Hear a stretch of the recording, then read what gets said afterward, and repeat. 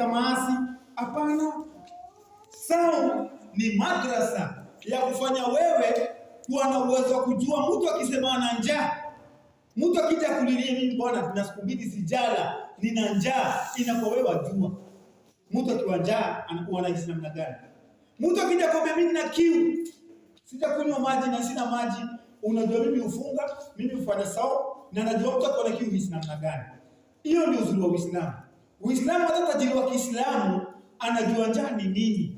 Kinyume na wenzetu, matajiri zao kuna mtu hajawahi kaa njaa hata siku moja. Kwa sababu gani? Kwa somo yao ni kupunguza chakula. Sahani 3 na kula 2.5. Watu ni kukaa kabisa bila kupata hiyo. Kwa hivyo matajiri wao hawajui njaa ni nini, hawajui kiu ni nini. Muislamu anafaa kuhifadhi, na ndiko napata katika Uislamu israfu ni haramu.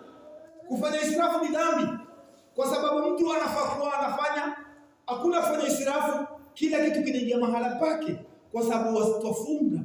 Ndiko tajiri wa Kiislamu ambaye kama anafuata dini vizuri, akija changanyike na nyinyi hautajua kama ni tajiri, kwa sababu anajua. Madrasa ya mwezi mtukufu Ramadhani imemfunza kuwa Muislamu mwenye kuwajibikia mali yake. Unafaa kuwa ni mwenye kuwajibikia hata chakula chako. Kila kitu Muislamu anafaa kufikiria. Kwa hivyo ndugu zangu Waislamu, Ramadhani, mwezi mtukufu wa Ramadhani ilikuwa ni madrasa ya sisi kufanya kazi ya nafsi zetu, kutakasa nafsi zetu. Tukaweza kukaa baada ya Ramadhani kama viumbe wapya. Tulikuwa tukishinda kufanya ibada huko nyuma, katika mwezi mtukufu wa Ramadhani kama tulifanya ibada na tukafunga, tukajua kwamba kuna siku 2 za wiki watu funga sunna. Na tukajua swala haiendi na Ramadhani. Swala ni kila siku swala 5. Mwenyezi Mungu ameweka swala 5 kila siku.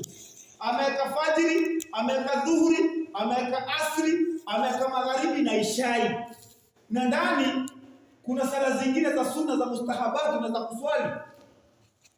Kwa hivyo kwa nini mwezi mtukufu wa Ramadhani ilikuwa ni training ya wewe kurudi katika njia yake Mwenyezi Mungu Subhanahu wa Ta'ala.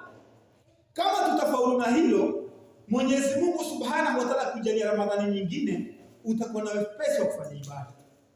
Na ni nini kinasababisha ushinde kufunga au ushinde kuswali? Na wewe si mgonjwa, utakuwa ufanya nini? Na angalia vile siku zimeenda haraka hivi.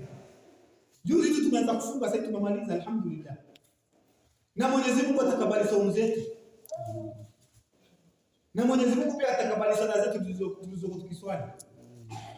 Kwa hivyo ndugu zangu Waislamu, Ramadhani ilikuwa ni madrasa ya kufanya wewe